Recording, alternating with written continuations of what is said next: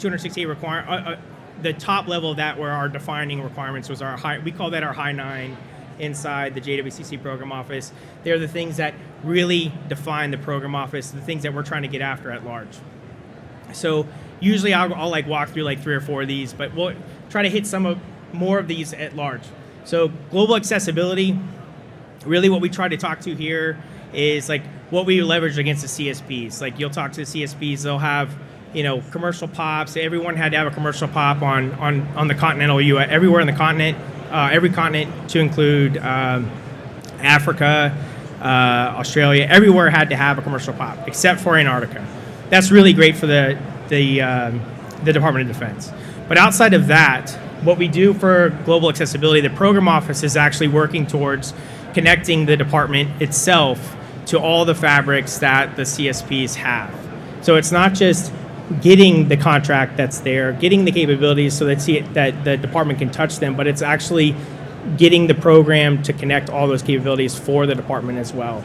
So we're already working with AWS, already working with Microsoft, already working with Oracle, already working with Google to get the secret fabric up and running, already working with the intelligence community to get the TS up and running.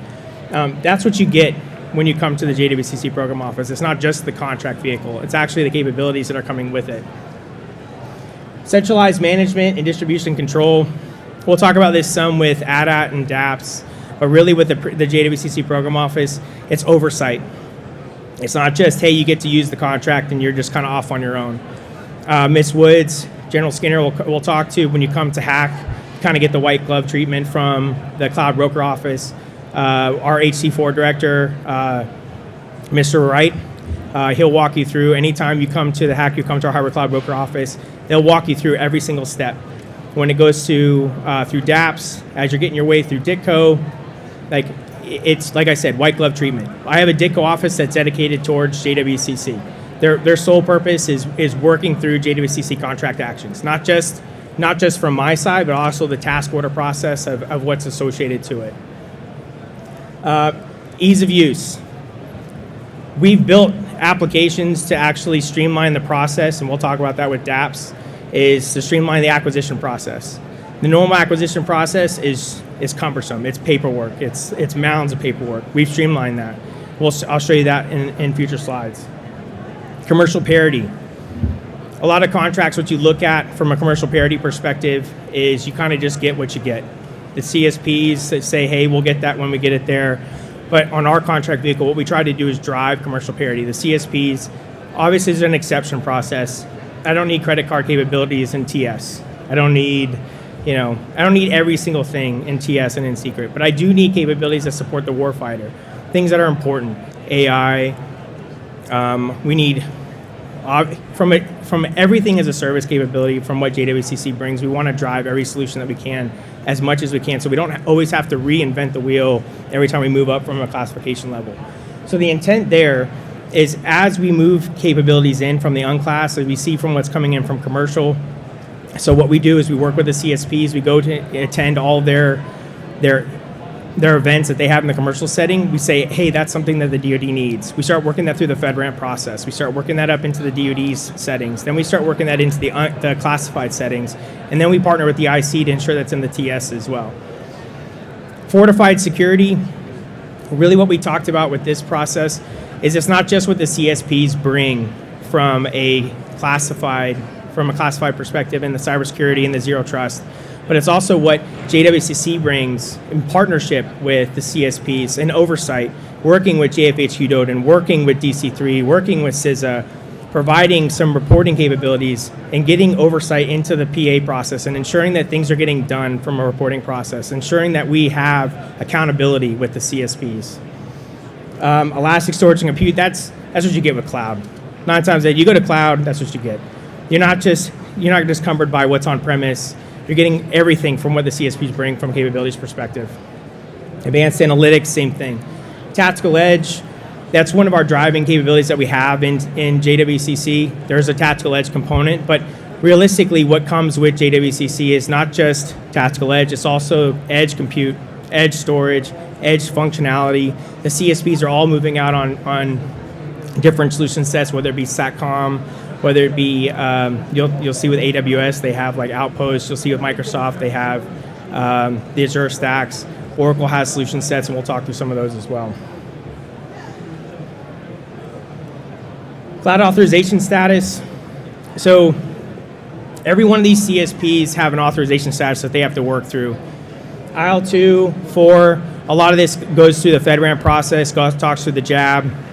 So this is our partnership with DoD, DHS, and GSA. So AWS, Google, Oracle, Microsoft all have IL2, 4, and 5 authorizations today. IL6 and TS, currently Microsoft and AWS have their authorizations and are functional in the JWCC contract vehicle. Oracle will be online with TS this summer. They will be online with Secret in the fall, early fall, and then Google will be online with Secret and TS, I would say late winter, early spring. So being partners with the CSPs, we have to understand what their capabilities are. So I'm going to go through 4 slides with it. We'll have AWS, we'll have Google, we'll have Microsoft, and this really talks to our partnership that we have with each one of them. Talks to, we have to understand what their capabilities are, what they bring to the table. You look at AWS, you look at what they bring to the table. They've been in the commercial environment for 15 years. They've been in the classified environment. They've been partnered with the IC for classified cloud for 10 years. They've been partnered with the DoD for just about as long.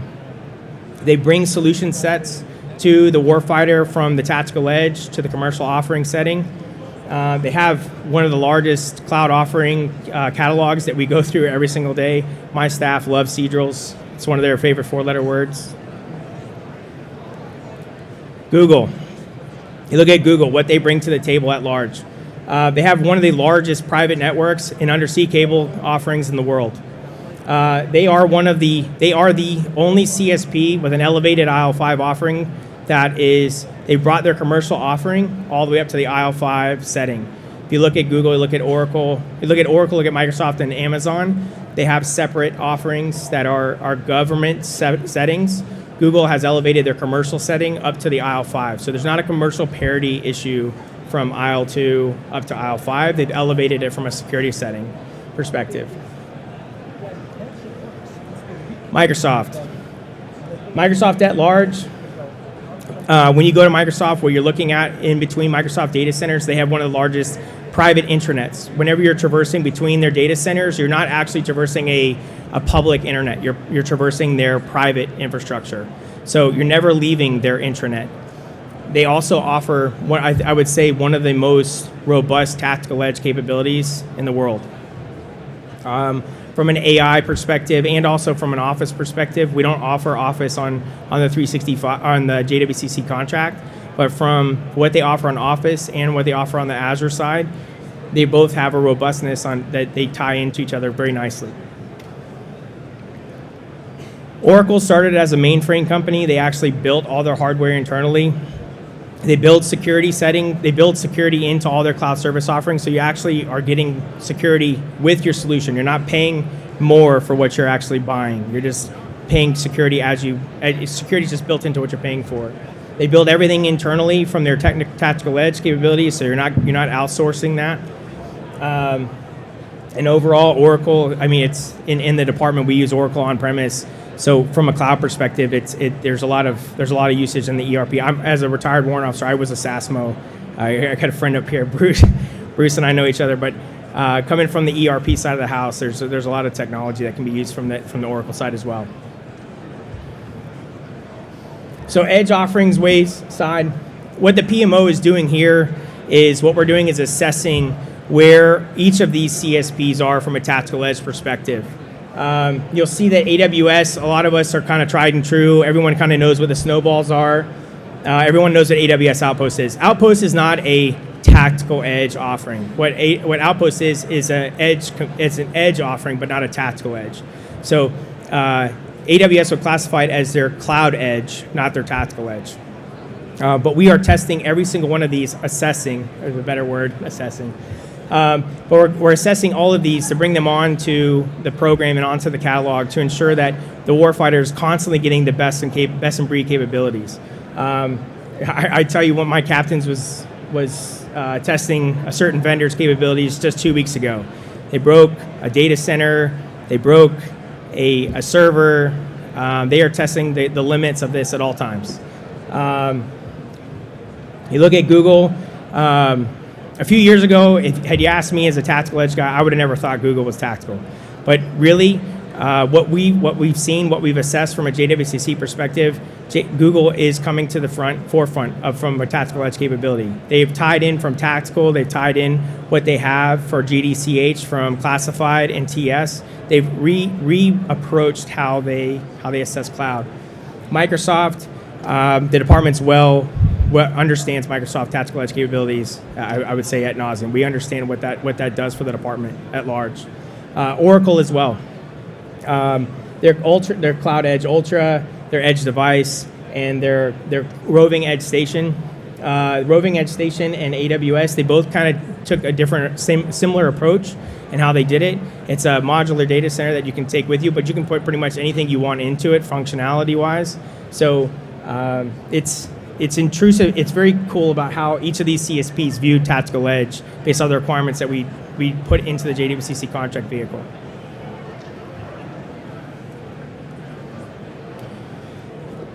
So for a hack overview, generally what we try to do here, this is our OV1, bringing it back to what hack at large kind of does. JWCC is an offering inside DISA.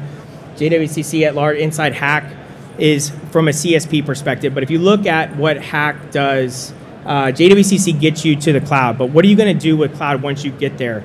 ADAT and DAPS get you to JWCC. Then you have to look at, I've got JWCC, I've got cloud. What am I going to do with it now? You look at Vulcan, the things that we're doing, you're going to get a brief on that while you're here at AFCEA. Vulcan is a DevSecOps pipeline that we built in-house. Alex and Dave are here. They're going to brief you on yep, there's Alex in their background. I think Dave's going to brief too. But they've got GitHub. They're running some great tools. DoD IAC's infrastructure as code solution. They've got continuous ATOs for 3 years on Google, AWS, Microsoft, Oracle. They've got classified for AWS and Microsoft today. They're working on Google and Oracle once those solutions are going to be put in place. You look at Stratus. Stratus is a solution. They're starting to push that out as an Oconus Cloud offering. And then you also start to look at what we're doing at Oconus Cloud. We're tying in JWCC Tactical Edge testing into that. We're tying in Stratus into that. And then some of you might know of Joe. That's the AWS pilot that Hack is doing at large. JWCC is looking into how that's going to function as well and how the department can help expand that capability for the department at large. So now we're going to get into how you use the contract vehicle. So how to get started with JWCC, you start with DAPS, and we'll go into more detail what DAPS actually is. So that's the DISA Acquisition Package Preparation System. Then what you would do is it's a decentralized vehicle. So you'll either work with DITCO or you'll work through your DoD Mission Partner Contracting Office. From there, you'd go into ADAT. And ADAT does two things. It does your user account provisioning. It works at the unclassed, secret, and TS level. And then you go to your CSP portal and start using cloud. And then the last piece is you go back to ADAT to monitor your spend. So what's DAPS? So this idea came about, I'd say, in the middle of the evaluation while we were doing JWCC. We have a lot of great ideas inside Hack that come, we have a lot of good idea fairies running around, and it's great.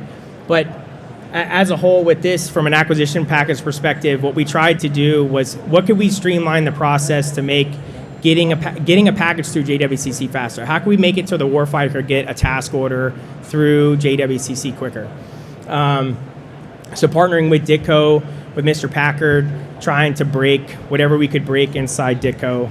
And they've been really great partners about how to do this. So what we did was we tried to pilot this as an effort inside with DITCO and JWCC is what we could do with this effort. So they built out a front-end acquisition package builder. All of this right now has been tailored to JWCC from an acquisition package perspective. It's constantly being iterated on every 2 weeks. This sprint team is always building to try to better this tool. But really what it does is it works I'm not going to use a trademark, but it's very similar to TurboTax. So you're walking in, it's very intuitive. It had, like, here's the dynamic interview process. But what you can't do is you can't walk into this and you can't not know your requirements. Don't send your contracting officer in here uninformed, because if you don't know your requirements and you don't know what you want and you don't know what you need, then you're not ready for this process. You have to know what you need. You have to know what you want. But it's going to ask you a ton of questions, a ton of technical questions. It's going to ask you acquisition questions. So you have to send your engineer. You have to send your contracting person. You have to send your finance person, because this thing is going to spit out an IGCE at the end. If you need a J&A, an MR, or your market research report, at the end of this, you're going to have every contract document that the DITCO office would need. If you don't use the DITCO office, this package builder would spit out 90% of what any other contracting office would need. So if you're going to the Army office, the Air Force office, Marine Corps office, whatever contracting office, it'll spit out 90% of whatever that package is going to need for that particular office. And then you'll be able to move forward with and close out whatever gap that you need to do. What we've found so far, we've had 30, I think General Skinner said 31 packets. I think 35 packets in total have started through. If you know your requirements, you can build that in about a week to 2 weeks. You can build a requirements package that quickly. The DITCO office, like I said, we have a dedicated team to JWCC. They build that team based off of the amount of work that's coming into that. But they can go through that, and they go through those packages. They provide feedback immediately within relative time. But the intent there is to provide feedback quickly and then come back. And as I said with DAPS, the intent here is, the intent here is to eventually get this to where you get real-time feedback in your package versus sending the package into the DITCO office. What would happen is your package will sit there in real time. DITCO will go in, they'll make the edits, or they'll make the suggestions that you need to make in your package. You'll just go back into your package instead of having to get your package back and make the edits. You'll go into the application, make the edits in your package, and then just say, hey, submit, complete, sign, and it's done, versus having to submit to DITCO as a separate package again. But in 6 months, a team developed this in the hack office while we were doing evaluations.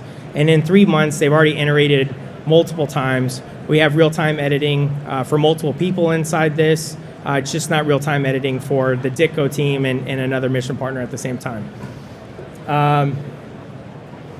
Outside of that, so I'm always a big proponent of using the DITCO contracting office, and I say that for multiple reasons. Not because I'm a DISA employee, it's actually to the contrary. So the reason for that is because as we were going through the evaluation process, as a program manager, I had the distinct pleasure of working with 2 contracting offices, not just one. We worked with WHS and I worked with DISA DITCO. And DISA DITCO was a great partner throughout the entire evaluation process. They know this contract through and through. They know my requirements, they know the capabilities, they know how this contract works. They have a relationship with the CSPs. They understand everything about this contract. When you come through DAPS, you come through a requirements package. If you use DAPS and it spits out your package, it's 100% for them. It's not 90%, it's 100%. As long as you know your requirements, you know your capabilities, you get what you get with them. For me, 2.25% is worth the fee. Not to say that, I'm not saying you gotta pay, you gotta do your fees, but from my perspective, you're getting what you pay for. So these pults are DISA DITCO pults. So each one of these task order scenarios, you walk through, you have the lowest price technically acceptable. So really how I always kind of pitch this first one is you just want the cheapest thing underneath the sun. You don't really know what your requirement is. You just want to go play in the cloud. So you just throw it out. You just say, hey, I need a sandbox. And I don't care. I just want the cheapest thing out there. So you throw your requirement out, and you're going to get a cheap sandbox. So all 4 CSPs will pitch it. They'll come back. You're going to get the lowest price technically acceptable, roundabout, give or take. I'm getting my eyeball. So the next 2, you have lowest price technically acceptable, best value trade-off. These are more complex. You actually have to have a technical proposal come back, a full technical proposal come back, has to be assessed fully. We have to have a team evaluated.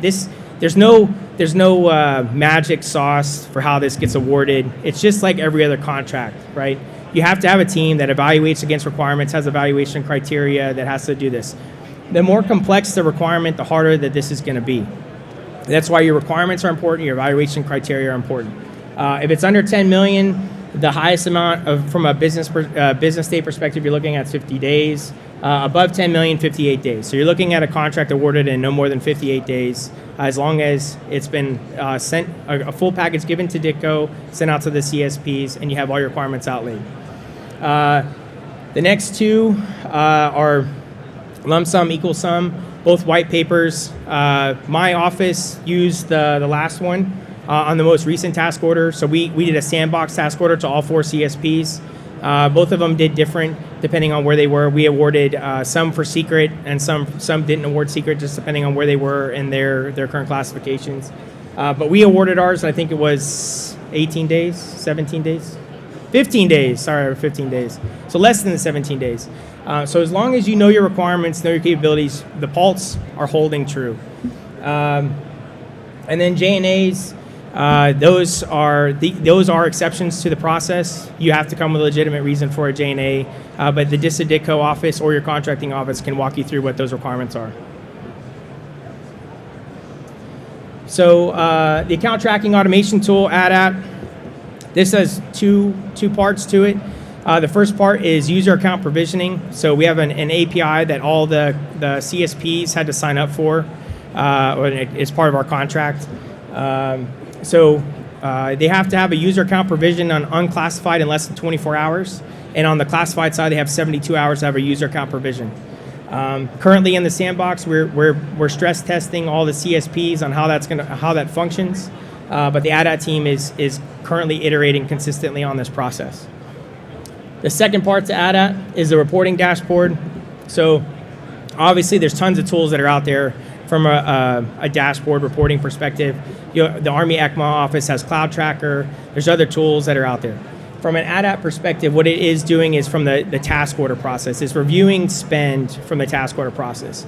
Coming from CIO, I will tell you that the department does not have a way to view cloud spend across the entire department. I don't know how many times I was sitting inside the CIO's office and we were trying to ask the Army or the Air Force or the Navy, hey, how much are you spending on cloud? And I could never get an answer. It was like, hey, it's 700 million because they included their 365, or it was $2 million because they had no idea what they were pitching. So what this was meant to do was, one, give you a way to track what you're doing. Two, look from your performance perspective, you can start to look and see how you're spending against your task order in general and start to normalize your performance perspective. Is it the most robust tool up front? No, but it is also meant to be iterative. The team will continue to build this ADAT tool out, but it is right now, from a reporting perspective, it does burn against your contract, burns against your task orders, and it will look at how you're doing from a performance perspective. This is how you can get a hold of us.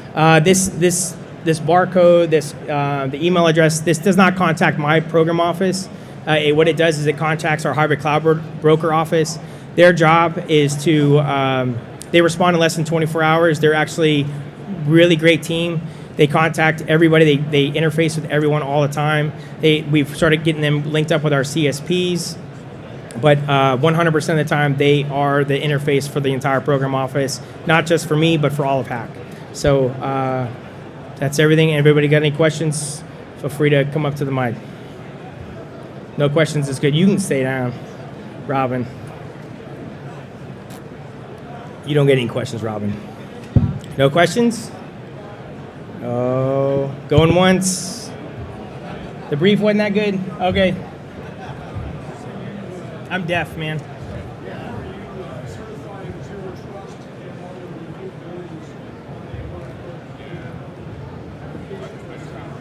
Okay. So the question was, how am I certifying Zero Trust? I do not certify Zero Trust. That is not my job. So the job of the program office is to ensure that the CSPs are meeting the contract terms. And I tell you what, I put them to that task every single day. Alan's right there from AWS. Pete's right there from Microsoft. Lee's back there from Google. Yep, she's right there. There's Steve from Oracle. they all get put to the task every single day on making sure that we have every capability available to the department. It's the department's job to ensure that we are enacting all the capabilities that we need to meet the needs of Zero Trust, the frameworks that the CIO or that the services put out from a capabilities perspective. It can't be the job of one program office to do that because the oversight of that framework is insane. My staff doesn't have that authority. Sorry if that answers your question. Yeah.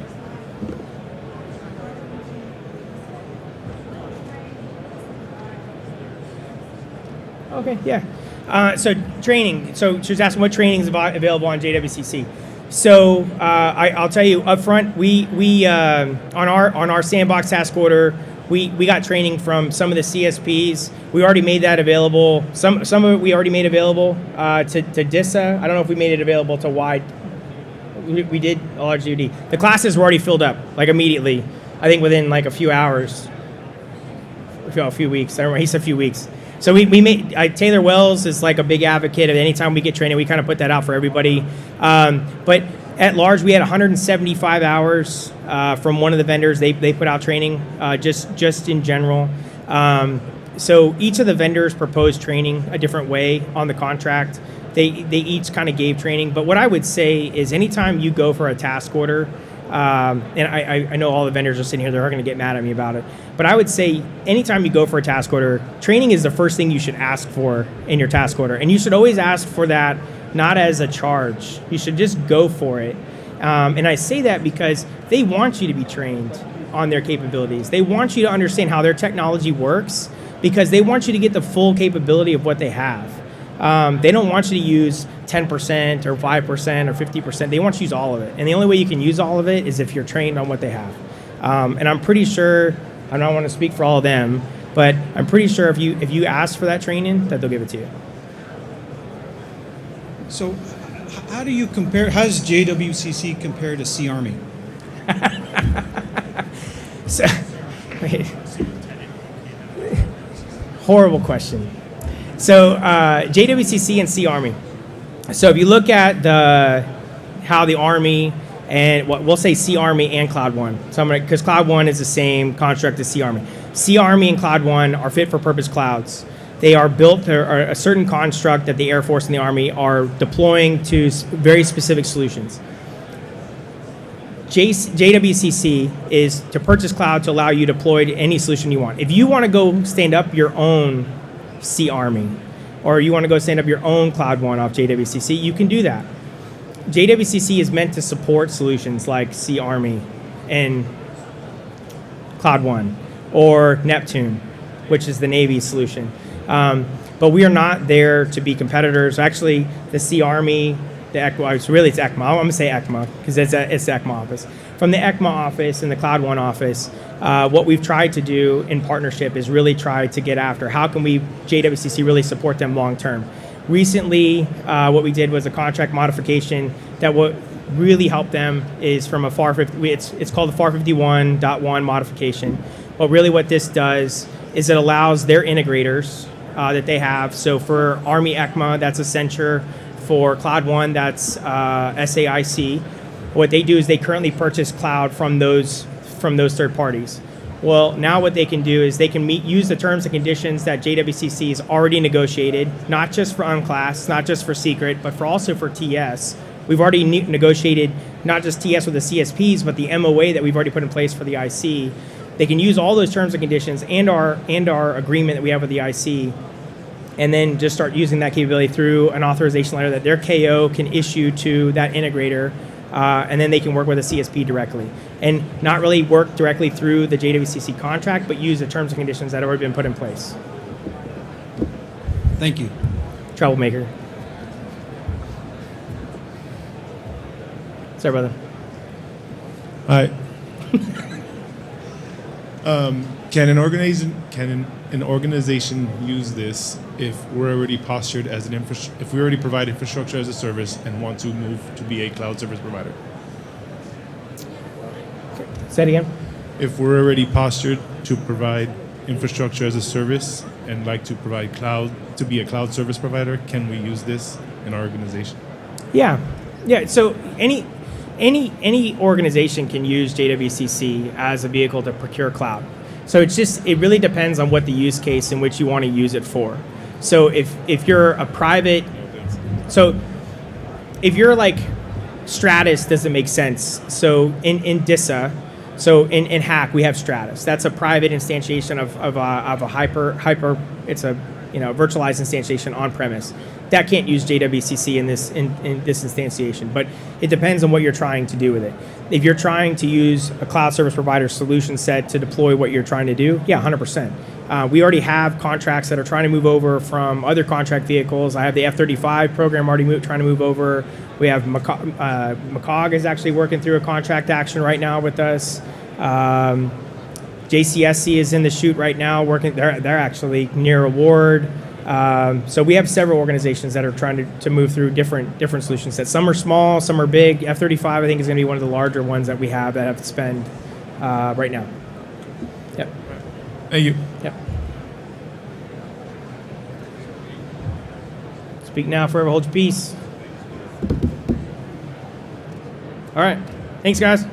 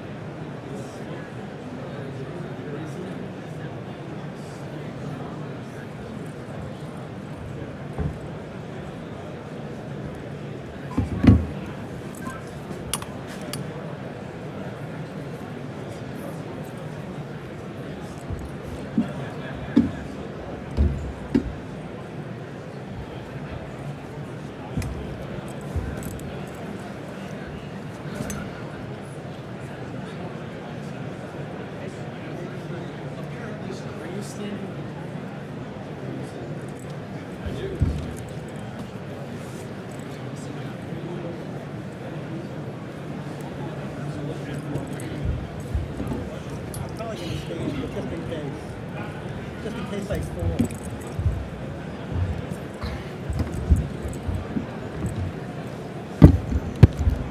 Kind of right on the.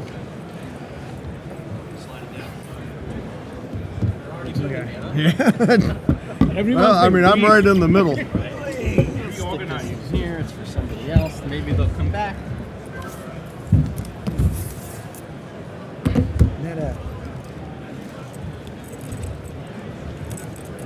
Are you guys getting your content from Edwards? Logical operations. Yeah. Okay. So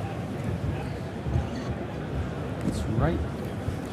It's a very intimidating microphone. It's like, Although Dan is right in your pitching Edwards as well for certain things that he thinks are every content provider's got pros and cons. Yeah, and if it makes sense, look at us as well. Yeah. No, happy to. I've got someone that manages our cybersecurity practice. So if you want to have a conversation with some of our SMEs, and we're happy to do it. That'd be good.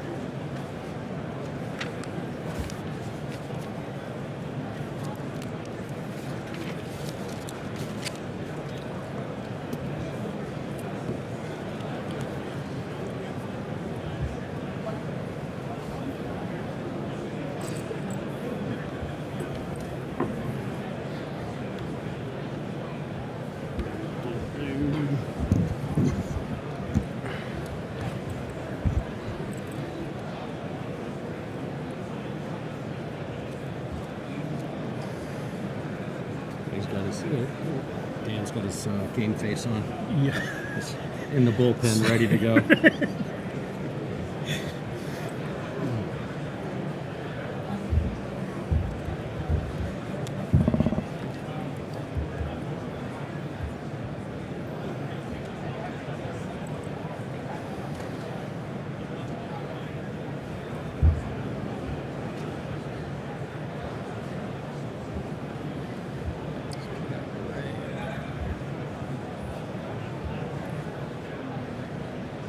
That's not in your way, is it?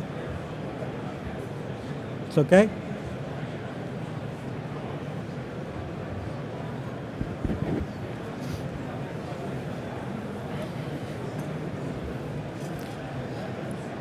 We got a troublemaker up front here.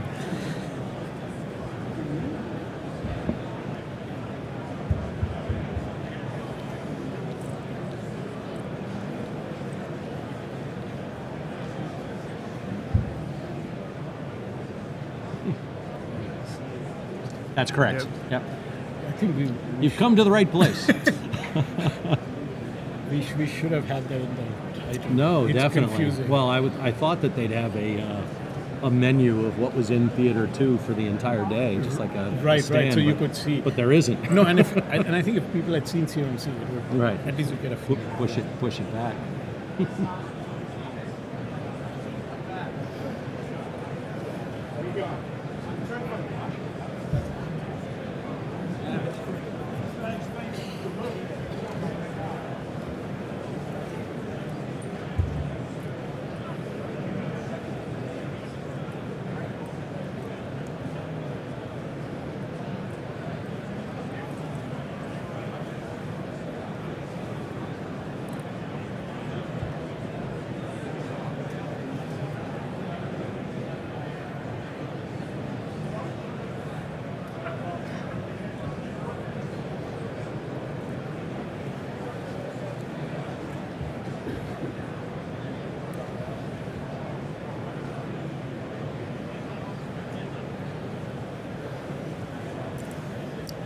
This is going to be fun. Thank you for putting this together. This is Multiple people filming here. talk to a bunch of people there. There's a lot of curiosity. I mean, I guess it's the end of the day, but Is it an authorized recording? Maybe it's Fed Scoop or something. I think people are weary.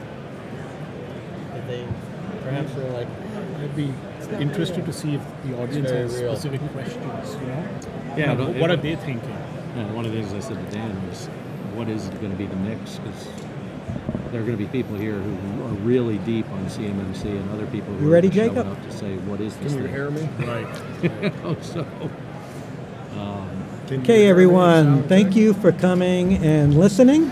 And we're really excited about this panel. We put this together over the last couple months.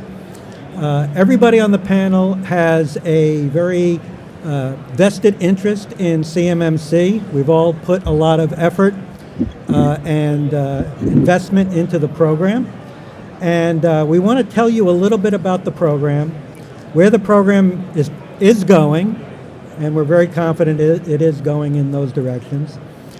And what you can do to be a part of it, whether you're looking to be an assessor, a pre-assessor, consultant, an instructor in this ecosystem, or if you're an organization seeking compliance. What do you need to do and what do you need to be aware of? So my name is Dan Turasini. I started this journey as a provisional assessor and a provisional instructor. I've been teaching CMMC classes for about a year and a half now. I come from a long background of FSMA and other models. So I've been an assessor and an auditor for technical issues on FSMA and FedRAMP. And I had my own data center as a government program of record. And I actually had a FSMA compliant system back in the turn of the century. And we did the whole continuous monitoring and all of that stuff. So I'm very aware of the problem and the solution for keeping our data safe. I continued. I got a registered practitioner badge. Then I passed my certified CMMC practitioner, and then I just passed my certified assessor. So I'm looking forward to getting in there at the mix with a lot of the companies out there and working through your compliance requirements. So what is the problem? Problem is, we're losing a lot of IP, we're losing a lot of money. About 1/5 of the breaches studied in this report were a result of supply chain compromise. So it's not only you have to worry about, it's your supply chain that you work with. The other notable number up there is the cost of cyber threat to the United States versus the rest of the globe. We are the target. We're the target for a lot of reasons. We're the target from our adversaries. We're a target from non-state actors who are just trying to get money. Things like Colonial Pipeline, whatever you want to think about. It's always in the news. The other thing that's interesting, and I've been working in this space since the early mid-90s when we were protecting sensitive but unclassified information. We changed the name every once in a while to protect the innocent. But the reality is stolen and compromised credentials are still the most common cause of every attack. Everybody talks about ransomware, but they don't get in until they social engineer or phish your information. It also is the hardest thing to find. So the average right now is about 327 days to identify that attack has been done. So there's a lot of damage already done. We have the technology, we have the smarts, we have the ability to avoid a lot of this. My opinion is we've generally ignored what we could do over the last 25 to 30 years. I retired about 5 years ago. I got interested in CMMC when I heard Katie Arrington speaking and some other folks. I decided to come back into the workforce and share some of my experiences and some of my expertise to help this movement. So we talked about this. Phishing is still the biggest threat that we have. We don't know who we are. This is a 1993 New Yorker cartoon. The dog's telling the other dog, nobody knows I'm a dog on the internet. Nobody knows who you're dealing with. I mean, you would not go to a used car salesman and deal with somebody you really didn't know, you didn't talk to, you can't see face to face. But we do business over the internet every day, and we have no idea who's on the other end. And so much, I mean, I get it every day now. We're just talking about that. On my cell phone, on my email, on WhatsApp, on social media. People are always trying to get to know you. I want to know more about you. What they're trying to get at is your personal information. That leads to the phishing and the other attacks. And then don't forget the sneaker net, right? We always talk about cyber and the ones and zeros going over the internet. But don't forget, even in shows like this, people are laying down USB tokens that may have malicious code on it, hoping you'll pick it up, hoping you'll stick it in. Maybe not this conference, but certainly a lot of conferences throughout the country. So we got to address this organizationally, right? So the DoD, they're addressing this from a warfighter perspective, and that's great. We need to do that. They have an offensive mission. We don't in the commercial world. We have a purely defensive mission. We want to protect our information. And now, with CMMC coming along, we want to win contracts. So we want to prove to the federal government that we can protect their information.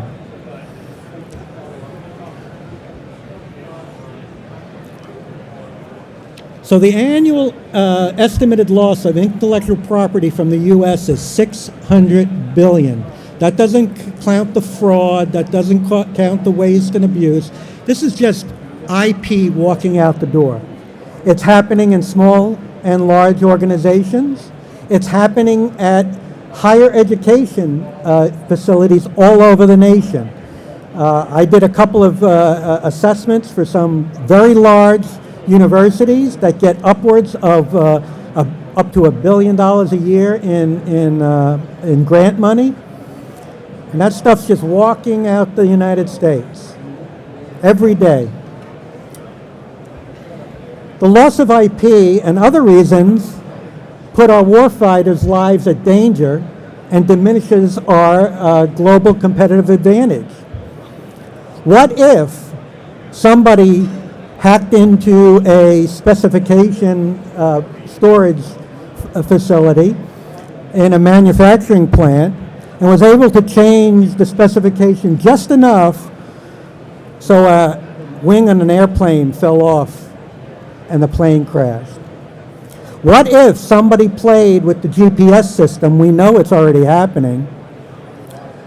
Some of our targeting systems are dependent on GPS. What if somebody messed with the navigational aids that are out there and ship went aground? It's been happening. Doesn't make the front page news, especially the shipping part, because the United States forgets we're a maritime nation. But it's happening now. And we're at risk not only from our warfighter perspective, but are we able to supply our theaters of war? Our maritime is weak, our maritime industry is weak, and it's way behind the times. I mean, they're 20, 30 years behind what everybody else is doing with digitalization. So my thesis is, we know how to do this, let's fix it. From CMMC perspective, we have to understand institutionalization and continuous improvement. CMMC is not you get certified and you're done, right? You got to keep that momentum going. We need to be persistent and habitual. People are a big part of the problem. They don't have to be, but we let them do whatever they want to do. We don't pay attention to what they're doing. We got to keep them educated. Cooperation. This is what you see at the podium here. All of these people are in the ecosystem. All of these people are looking to sell what they sell, but they're going to work together to get the message out. They got to cooperate because we're in early stages. This is an early stage program. It's coming. It's not stopping. We're going to start assessments sometime next year for sure. Contracts are not going to be awarded sometime in 2025 if you're not compliant. So you got to get on board with this. And if you haven't started heartily right now, you're way late. So I'm going to introduce my panel and I'm going to let them talk to you a little bit. I have Ali Prabrai. He's the Chief Executive Officer at EC First. Greg Manson, Vice President of Security, Audit, and Compliance at Pago. Toby Musser, Chief Executive Officer at M&S Group. And David Brown, the Chief Executive Officer of the Learning Tree International. So we're gonna start with M&S Group here. Thank you, Dan. Thank you, Dan. M&S Group is an authorized C3PAO, and we have the honor of having helped 20% of the existing authorized C3POs pass their DIBCAC assessments. What that means in English is we believe in open source business. We share the policies, procedures, and practices that help others succeed to defend our warfighter. And everything we do is focused around defending that person in the field. I think a very important piece that Dan said, don't miss it.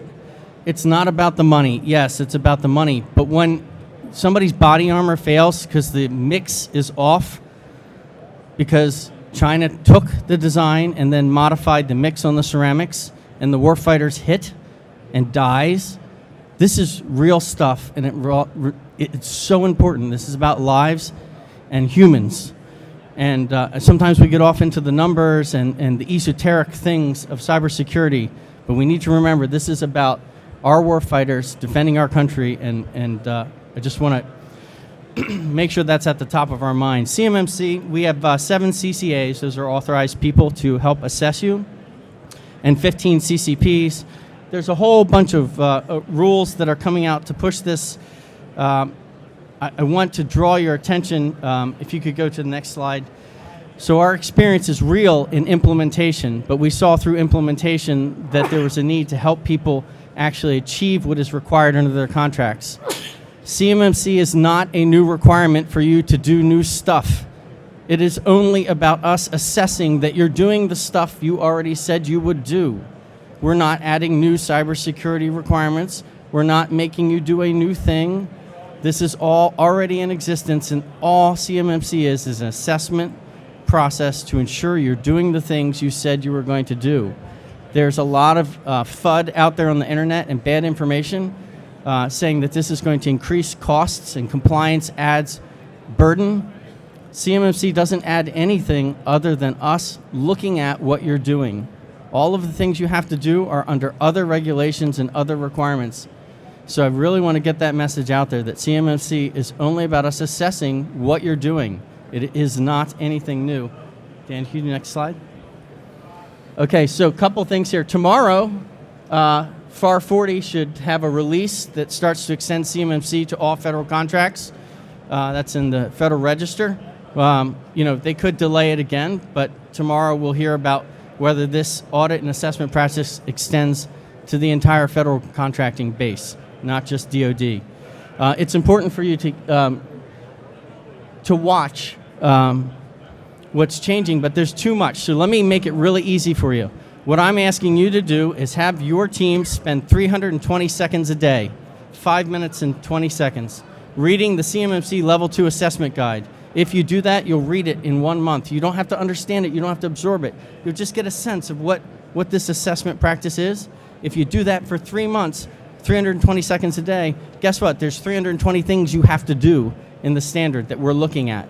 So the 320 seconds a day, 5 minutes and 20 seconds, 320 things we're going to look at and see if you're doing. It's not rocket science. It might be tedious, but this is very doable, and the requirements are coming very soon. Jump to the next slide here. We do this stuff. We've already participated in 4 joint assessments with DIBCAC through our team members and other C3PAOs. So we know what it takes and we know what it costs. And we want to give you really good data. Jump to the next slide. Okay, here's what it's looking like. We've gone through actual assessments with DIBCAC. It's running 200 to 300 hours of effort for one location. What I just said in English is $45,000 to $75,000. If you do that over a 3-year period and finance it, that's $2,000 a month. It's just the time it takes. So you're going to review all the documents, the policies, procedures, and practices. That's about 90 hours of effort for the lead assessor. Then you have your QA, your project management, your on-site time with 1 to 3 people, and that's where you're getting the number of hours of effort to deliver. Everything I'm telling you is subject to change when the final rule comes, but these are actual numbers from joint assessments that have already happened, so I'm trying to give you real data, and we desperately need more humans who are trained and certified to do this work, and you're going to hear from a number of the other gentlemen here about their businesses, but just want to give you real data and just push the urgency behind this. And that's all. That's what I have to say. Thank you, Toby.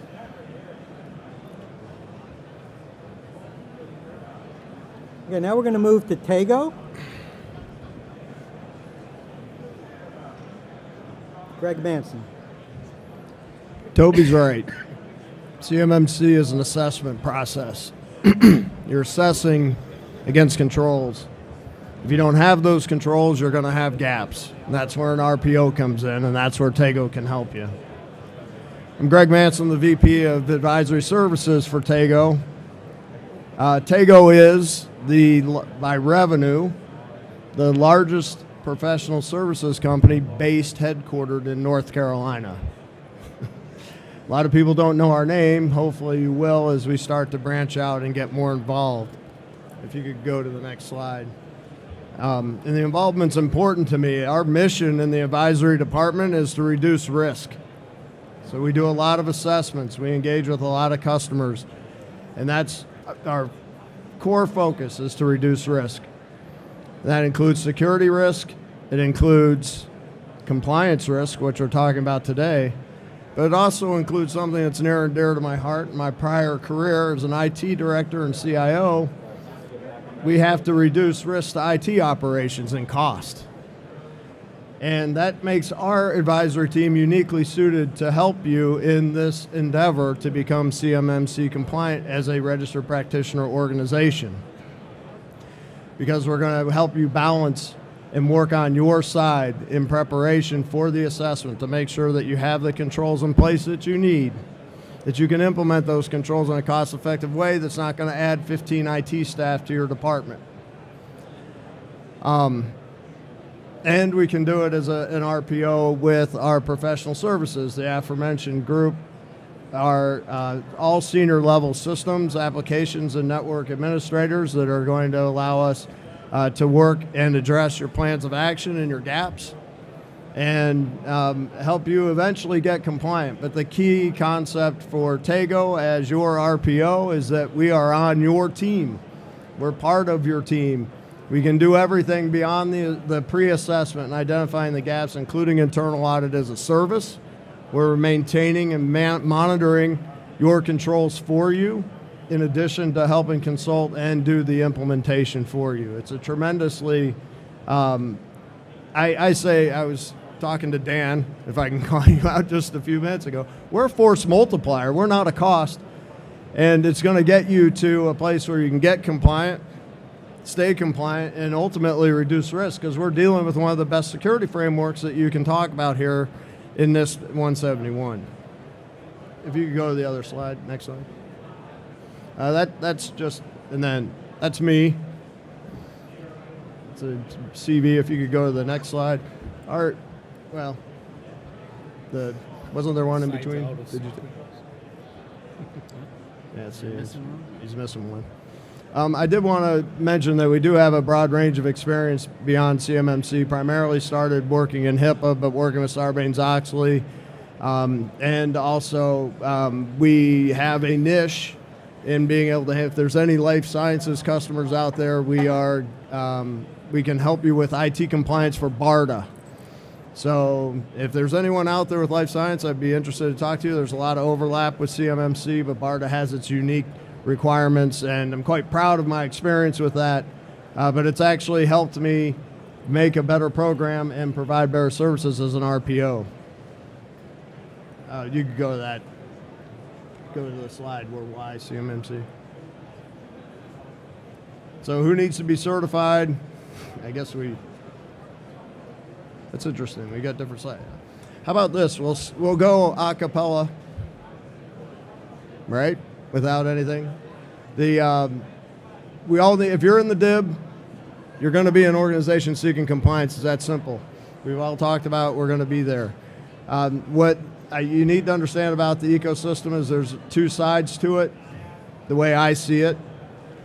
You have implementation, you have the certification side. The implementation piece is the fun part, where we can go in, we can do the pre-assessment. I'm working on your team. We're going to help you understand what you can do to address control gaps, get compliant, and reduce risk. We're going to hit all the other points from the slide, so we'll go on over to David. Okay. Well, thank you very much. Now we're going to move to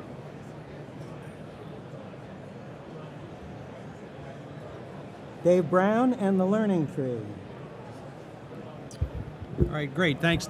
Well, they gave me two microphones. I'm not sure which one's working here. I'll scoot forward a little bit. When Dan asked me to speak, one of the things that he wanted us to touch on was where we fit within the ecosystem. And you've heard a little bit from colleagues here on the panel about assessment, about being a practitioner or a registered professional.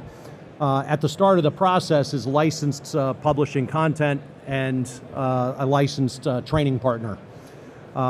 Some of you in the audience are corporations that are looking to ultimately be assessed.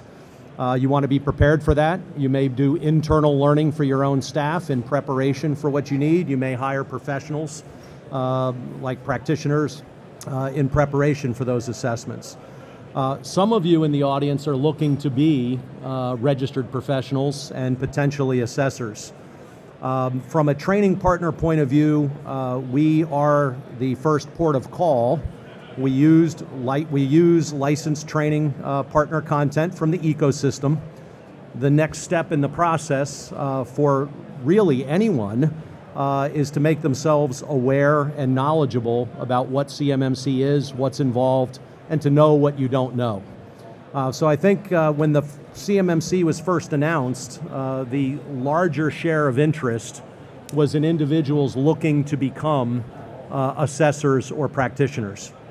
And interestingly, as time has gone by, at least from a Learning Tree point of view, we are seeing more and more organizations looking to educate their internal staff for awareness purposes, but also to have a practitioner staff in-house, particularly for organizations that have to get multiple systems in multiple locations certified, or assessed, excuse me.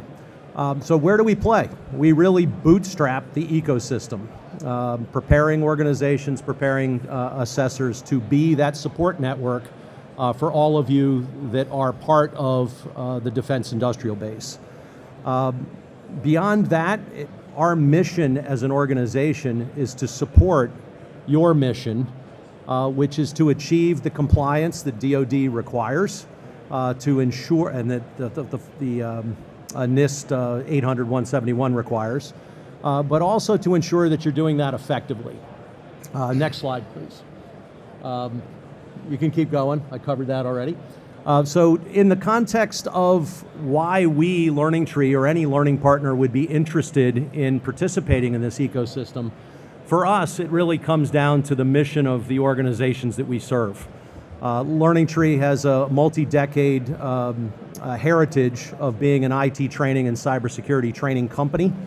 And the companies and organizations that we serve run the gamut from the federal government, the state and local enterprises, and then obviously commercial enterprises, including the DIB.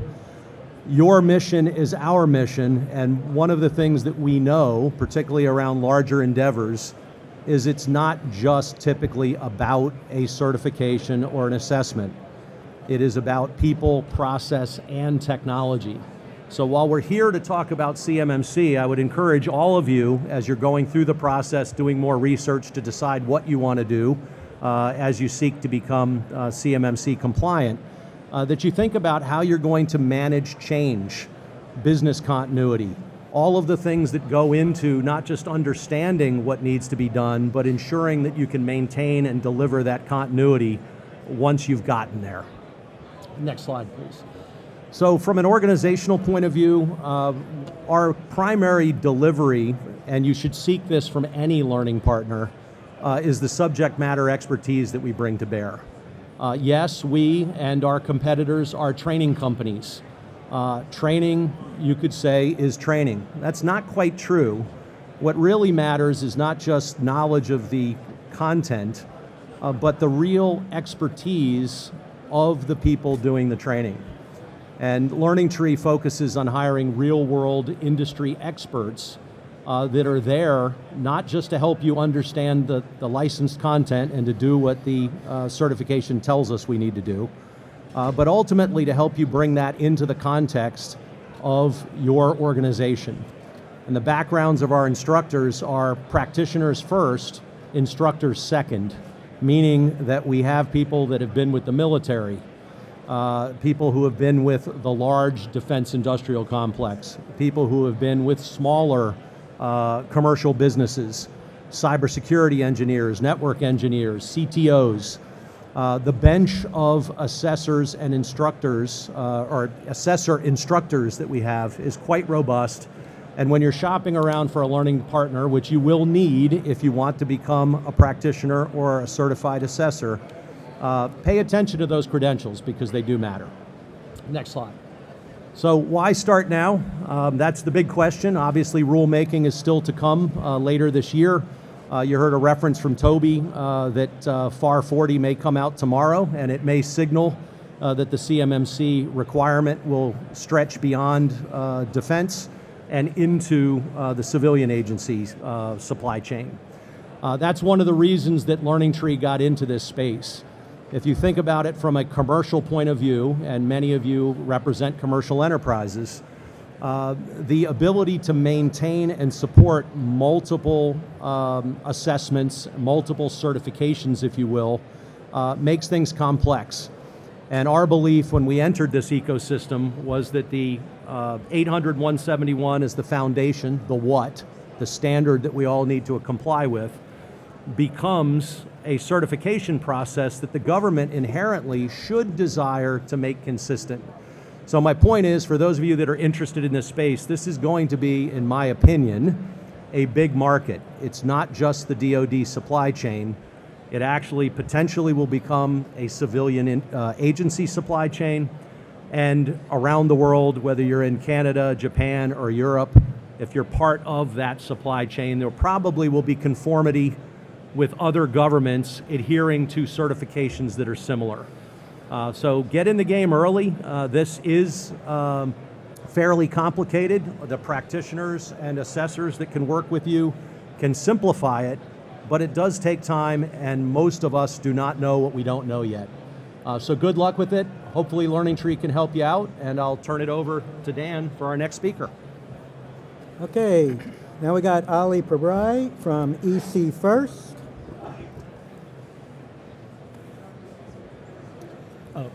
We can go to the next slide. All right, really excited to be here. Terrific panel here. Thank you, Dan, for the opportunity. Some of you who are in the cybersecurity space, you may recognize some of the credentials and certifications in the cybersecurity space. CISSP, Security Plus, these are all industry gold standards, if you will, in terms of certifications. My organization, EC First, is very focused in terms of CMMC. We were one of the first organizations as an LPP, and as David mentioned, authorized to develop official CMMC content. And on the logos that you see on, actually, let's go to the next slide. So these are logos that are very, very specific to the CMMC ecosystem. And for the past 24 months, this has been our passion, working really hard in the CMMC ecosystem. It's a tsunami that's coming. I think when the side view mirror in your car, the object is closer than you think it is, kind of summarizes. And there's a huge opportunity for individuals to take their career and their skill sets to the next level. I cannot see a future 3 to 5 years from now where anyone who's a cybersecurity professional does not have the CMMC designation. So those two credentials that David was talking about, CCP and CCA, Certified CMMC Professional and Certified CMMC Assessor, those are in production today. David's organization, like my organization, are delivering training programs as we speak for individuals to achieve those designations. My organization was the first organization in the country to actually roll out the Certified CMMC Assessor credential. So there's a lot of opportunity for individuals in this ecosystem. Dan? Some things about, I'm very passionate about this space. Some numbers that I think are going to be very important to anyone who's in the CMMC ecosystem. How many levels, how is CMMC organized? It's organized into 3 levels. We recognize that in CMMC version 2.0. How many domains in the CMMC ecosystem? 14. That's another number that we're all going to be familiar with. 3 levels, 14 domains. How many practices? 110. And I think we've all heard that, 110 practices. But going back to what Toby said, 320 seconds a day. Where did that magic number come from? Was Toby drinking, right? Where did 320 come from? The reason 320 is a magic number in the CMMC space is because that's the number of assessment objectives that have to be met to meet the CMMC requirements. And the document that he was referring to, CMMC Level 2 Assessment Guide, I did nothing for about a year just reading that document over and over again. It's 270 plus pages, but read about 10, 15 pages a day and you'll get the gist of it. That's the number 320 that organizations and individuals have to be aware of, because if you don't know those assessment objectives, achieving certification is a serious challenge. Go ahead. So, like I mentioned, EC First, we Our content has been approved by the DoD for CMMC certification training classes, and we are delivering it virtually and in public classes for several months now. Every month we've got virtual and public classes going on, and we're very excited about the materials that we put together. Go ahead, Dan. I've been working on this book that will be out sometime in July to kind of a handy guide, if you will, to navigate your journey to achieving CMMC certification. What could be more exciting?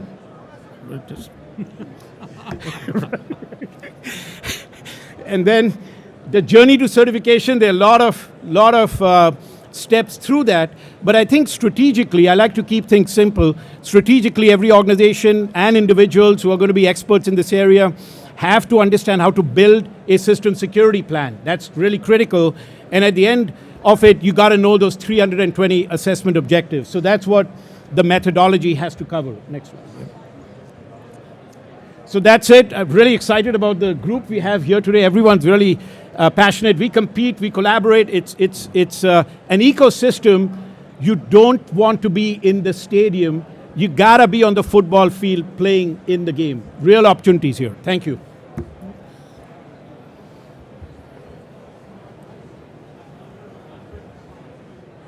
Dan, can I say one more thing? Sure. Hey, I want to characterize something for you. There's opportunities if you're serving right now and you're going to exit. Your knowledge and expertise are needed to understand the way the government works, and you can take this training and you can land in a great spot in the civilian world defending the country. There's opportunities if you are serving and you're staying in to understand what this is and how it applies to the contractors, the primes and subcontractors that are helping you, and letting them know that this might be tedious, but it's not impossible. And I think there is, if you're in the world of providing services, many of the people here, the opportunity is to support all the contractors. So there's a lot of opportunity.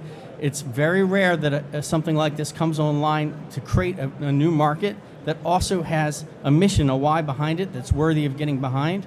And I think, so there's something for everybody to do here, and you can do great things and make money at the same time. And I'll just tell you, when CMMC came around, I've been advocating for some kind of way to make sure people are doing what they need to be doing. Ever since I started playing with SBU 150 years ago. And like I said earlier, we've just ignored this for so long. And now we're in a world of hurt. We got a lot of problems, and this is why we have the problems. A little bit of emphasis on what they were saying earlier, though. As a CCA or a CCP, you have to have that expertise. You have to make that marker to be an instructor. So we're not just building teachers. Teachers are coming out of the technical environment, out of the assessment environment. All of the provisional assessors and the provisional instructors have done FedRAMP, have done CIS, have done all of the different models you can think about. So they're very established in this space. So we got a time for questions. I have some questions. I'd rather you ask questions. There's a mic right here. And while you're getting up to go to the mic, I'll start with my questions. So I'd like to start down in the end with Ali and David. So from a learning perspective, we've talked about, maybe beyond just getting a CCP certification, folks in the ecosystem, the organizations seeking compliance should probably get a CCP or a CCA on staff. Ali, what do you think, and how do you think that would work? Yeah, I'll use the phrase, we cannot afford to be illiterate to the CMMC standard. And establishing literacy in the CMMC ecosystem, it's not complicated. There are two designations, two credentials, CCP and CCA. I'll make a statement. Many may disagree with this statement, but I cannot envision an organization that's in the DIB that does not have a person who's gone through the certified CMMC professional program. You gotta have that awareness, you gotta have the knowledge to know what you need to do in order to get certified as an organization. Yeah, I would agree with. Well, You need to. I got to figure out which one here is working. I would agree with Ali. One of the things that we've seen, and it's analogous, I think we've all at the organizations that we're in have hired consultants from time to time. You can hire a consultant to come in, take your watch, tell you what time it is, and fix it once. And then they leave, and things don't go as they seem as time elapses and things change. So to Dan's point, to Ali's point, I think it is about literacy. And interestingly, as I mentioned earlier, organizations are actually asking us to come in to do training, not just for people who are looking to go through the training and ultimately potentially to get the credential, but actually C-suite people and department heads that are looking for awareness as to what this is all about, what it means, what the implications for their organizations are, and how to help the organization manage through that. So awareness is building. If you haven't thought of that, you may want to do so because it seems to be picking up. You know, and then extending on that same question, literacy, right? I've been involved with some assessments. I know my two friends here have been involved. Where do you see the ability to get through an assessment, even a pre-assessment, with a group, an organization that doesn't have that expertise in-house? Because remember, you got to own this. This is your cyber program. This is your protection program. You need to live this. It needs to be perpetual. It needs to be habitual. It's all on you. So when you walk in and they don't have somebody that's necessarily literate in this space, does that make it harder to assess? The answer is yes. The literacy problem is, I don't know, it's a huge problem, actually. So I love that concept. I like to use that. And we come in, and a lot of organizations have a part-time point of contact that maybe had some IT exposure and then got given the great opportunity to be the CMMC compliance person. But she hasn't spent the time with 320 seconds a day to familiarize herself with the assessment process. And it's been just a checkbox initiative, and that's really problematic as you get in and you start to see what they do. I want to deviate a little bit because we, in the RPO world, deal with customers that are just kind of getting started. There's one man, one woman shop, and what we're seeing is just the first three basic steps to compliance or starting your compliance is literacy, knowing what it's all about. 2, getting your system's description and understanding the workflows that are going, and then being able to understand the actual scope of where your FCI and CUI are. And we're not, and there's literacy about your own environment that we're seeing is lacking. So we put a lot of time in that. But if we come in and we have someone that's not aware of the tenets, the principles that CMMC is trying to espouse, we have to fight that battle before we can actually get into I haven't even started the assessment. We're just getting you to a point where we can identify where the CUI is and why we're looking at it before we can even start to identify what controls you have. And if you're in that situation right now, 2025 is coming up very quickly, and it's going to be problematic for you. Toby? I guess I would add, there's a philosophical issue here. People are pencil whipping in regs. They're just going through and checkbox. Our job as assessors is to look for muscle memory in the organization. Are they actually doing it, and is it real? And I think there's a perceptual split, and the effort the DoD is going through, with tremendous effort, is to bring this together to move from pencil whip to actuality, to real muscle memory. The most recent, 7024 contract officers shall consider the SBRS score in awarding a contract. The gates are closing quickly to enforce that this has to be real. Muscle memory, something you're really doing, not pencil whipping it. And that's a change. It's going to take a little time, but we don't have a little time. So the next 18 months, it'll become very real. Thank you, guys. So along those lines, my company just won a Can you hear me? So my company just won a contract, and we're going through security clearance. How does CMMC relate to security clearance and the standards there? Because I'm going to be doing both of those, it sounds like, at the same time. Can we take that? Okay, so they're not directly related, but they are tangentially related. Your security clearance is a different set of regulations, and you have your FSO, you have your facility clearance. You're going to get your people are going to go through suitability checks, that whole part, right? CMMC doesn't touch that. It is about information and information flow. CMMC is making sure that you're doing the rules about information flow, right? We're just assessors. The normal English is auditing, but that is not the proper term. We're assessing, right? Whether or not you're doing the things as it relates to how information flows from the client, from the government, into your organization, things that you create on behalf of the client, the government, and how it goes back and you protecting information. So it's related, but they're two different things. The concepts of spillage for secrecy do apply when it comes to CUI. You have the same types of responses. But they're in parallel, right? They're not actually commingled. Yeah, I will add to that, and I tell my students this, if you're old enough to remember when we had confidential information, right? And then we decided we don't need to protect that anymore. We made it SBU, then we made it something else.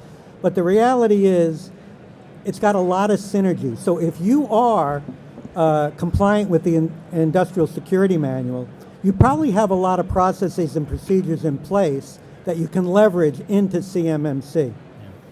Yeah. The other thing I'd say about that is the primary difference is with classified material, you have to have a clearance and you have to have a need to know.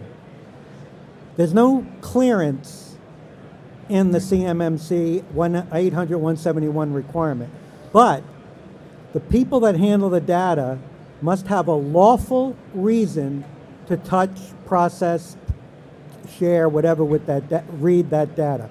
So that's the discriminator, and that lawful process means that it's incumbent on you as a manager to make sure that only the people that are supposed to see that information, supposed to process that information, are lawfully required to see that information. Do we have another question? Yeah. So I heard loud and clear that this is not a one-time thing. This is a continuous, right? So do you have some ideas to share in terms of how the companies need to really manage this as an ongoing basis? The 320 objectives is not a small number, right? And once you implement it, you go through the assessment. Let's say next month everything is cleared. Then going forward, how does the companies really need to empower themselves, whether the tool set or the people, to make sure that this actually doesn't, off the guardrails later on, 3 months from later after the assessment, right? So what would be, some of your ideas or inputs towards how companies can really empower themselves? Are there tools? Are there procedures that we need to implement? Exactly how you think this continuous implementation can be done? I'd like to jump in on that and use a term maybe you'll use. It's called the compliance hangover. So you work hard, you get compliant, and then you don't have an assessor coming back for a year, 3 years, and you're like, oh, I can kind of rest on my laurels, and you lose visibility to what you've had in those controls. So at its foundation, you have to keep a cadence, and actually that should be in your system security plan, what you're continuously monitoring. You can do things to pick what you're looking at, but you should be constantly looking. That SSP, I think everyone will agree, is your Bible or your guiding document for compliance going forward. And if it's done correctly, that's going to tell you what you should be looking at over a periodic basis, honestly. We offer, I'm not trying to sell the service, but a lot of our customers don't have the teams to stay on top of those controls and keep that type of cadence for the continuous monitoring and change control. So we offer to do that, and we can as an RPO. It's a difference from being a C3PA, so we can work like a consultant and advisor and do the services that are core to us. But the idea is that it's exactly written in your plan. And if you're not following your plan, you're not going to be compliant.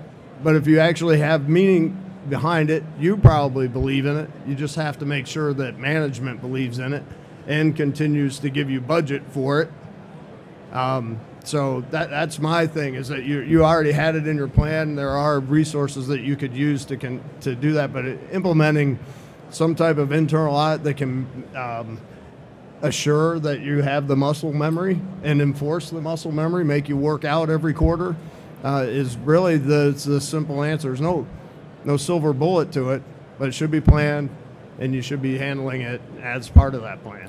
Yeah, I think you got to own it. You got to own it at every level of the organization. One of the reasons my little company was successful was because I did what I was telling everybody else to do, and I made sure they did what they needed to do. And if you don't do that, if you're not living this is a maturity model. If you're doing the same thing you were doing in year 3 that you were doing in year 1, you're not following the program. Right? You need to constantly work on that. I'd like to bounce off of that and talk to the education folks. What, beyond just getting a CCP or a CCA training, what other training can you offer companies to keep that maturity going beyond just meeting those minimum requirements?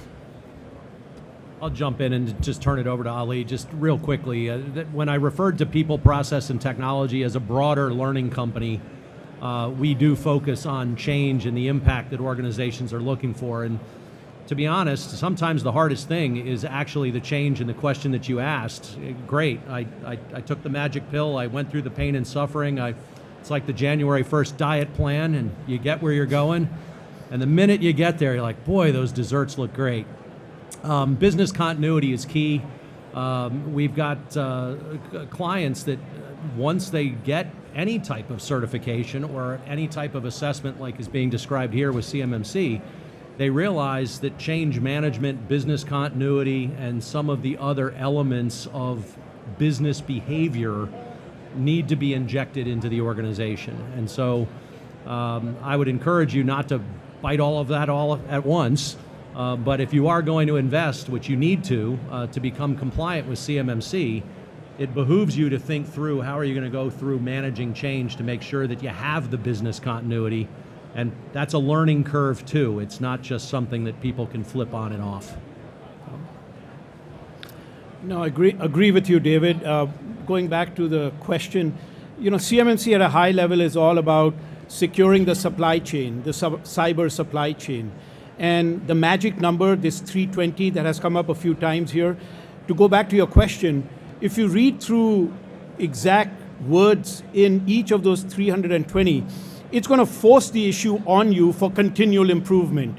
It's very precise, it's very prescriptive. They've done a great job in terms of articulating that and providing examples for that. So I think that Japanese word, which they've used so well with the car companies, continual improvement, Kaizen, couldn't summarize CMMC in one word better than that word.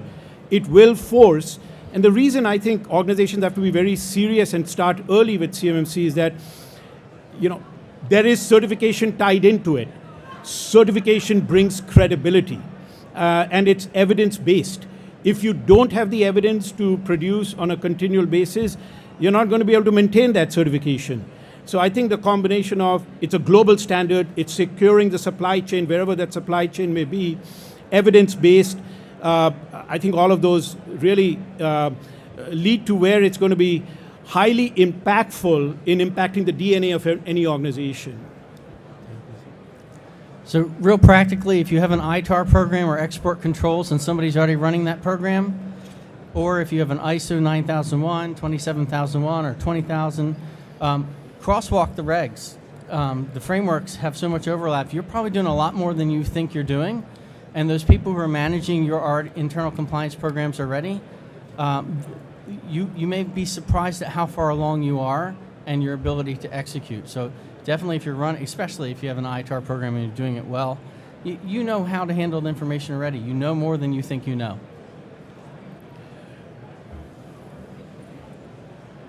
Hi guys, thank you so much for your time supporting AFCIA. I have a couple of questions, but I'll start with a couple of comments. So when CMMC was introduced, it kicked off a whole industry, right? and everybody came on bandwagon, including myself. There are CMMC C3PAOs up the wazoo in Florida. I don't know what's with Florida, but so a couple of questions is, one is, yes, when you have a C-level, when you have IT-aware organization, you can talk CMMC because your 800-171 is in IT English. But when you're talking to somebody who makes nuts and bolts for that vest Toby spoke about, how are you going to translate that? And my question really is, how is this ecosystem of stalwarts like yourselves helping small businesses of a 40-person organization creating nuts and bolts for that vest? How can you come together to provide something more meaningful and more efficient? That's question one, and I'll let you answer that. I'd actually like to jump in on that because you're Ali and David. And really Toby. It's culture, and you're talking about building in things that may not have been there before. So I mentioned change management. You mentioned continuous improvement. Those are typically, especially in smaller organizations, new concepts that take time to actually build into the culture. And familiarity, explaining to your network administrator why he has new control, so he internalizes that, is really an important piece of training that we don't talk about. You don't need a CCP, but that he may need to have some understanding of what he's doing. And working on that culture, just like we do with the security culture and security training, involving the other staff that are involved, starting at the top.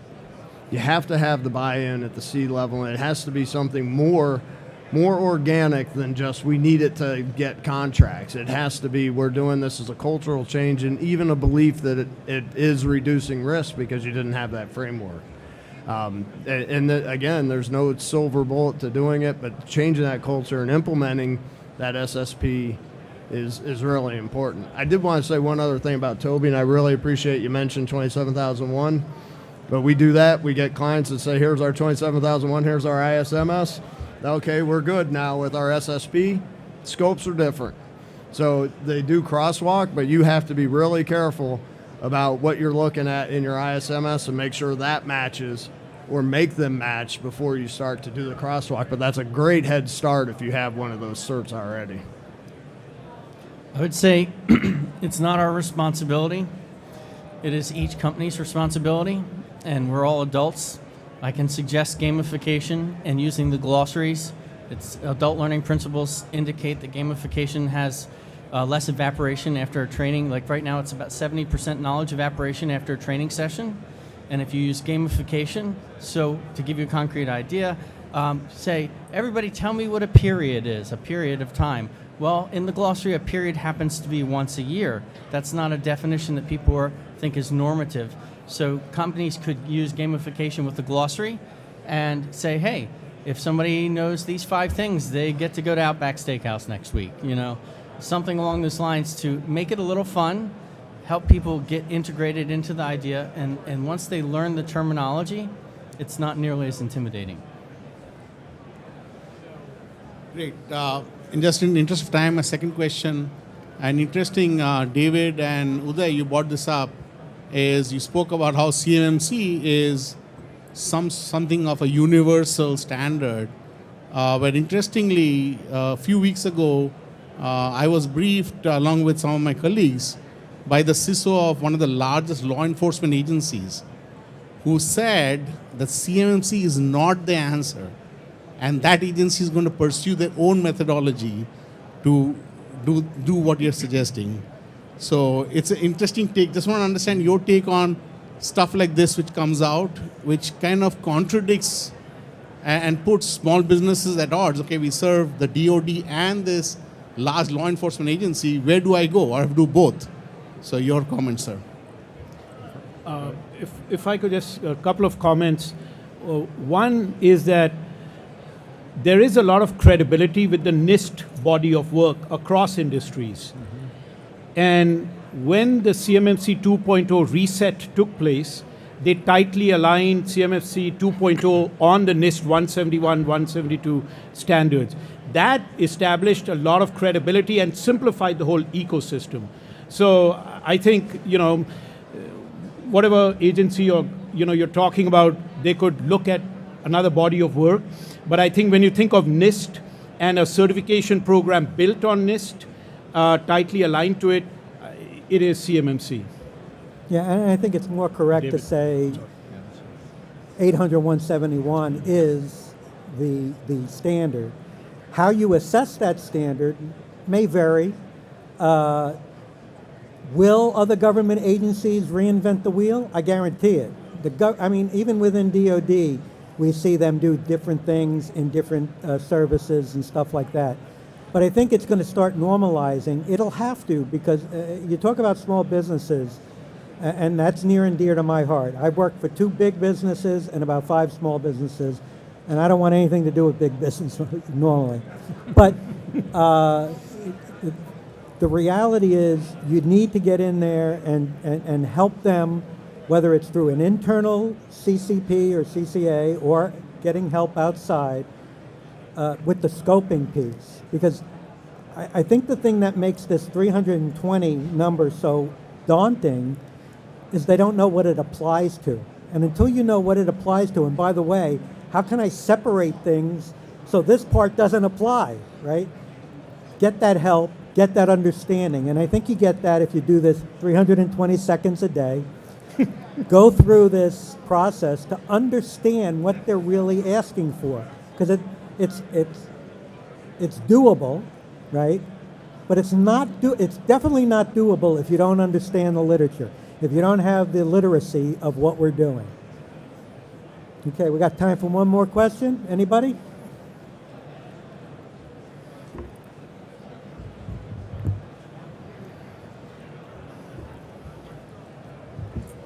Going back to a small business. So I do a lot of work with my MSP. How do I need to have them included in the CMMC process? You want to go or you want me to go?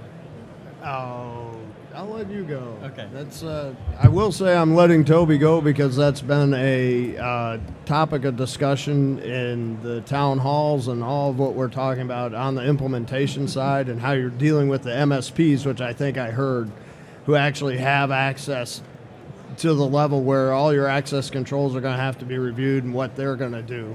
I'm saying we're still struggling with getting proper guidance from my perspective, so I'm hoping Toby can offer something insightful. So I'm letting him go. I'm excited.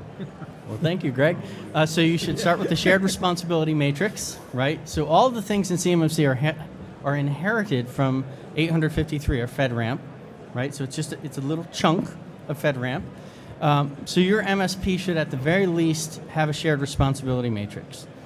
And then you'll want to ask them for the things that they say they are doing to give you artifacts, in English, evidence that they are doing those things so that when I come in and assess you, that then you can produce those artifacts or evidence for me as an assessor to demonstrate that they are actually doing those things.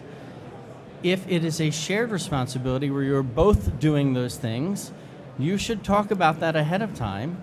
And the assessment guide has a discussion section. It's written in plain English. It'll tell you what I'm looking for. Go to the discussion section in the CMMC assessment guide, and it's going to let you know exactly the words. I'm using those words. I'm going to ask that exact question.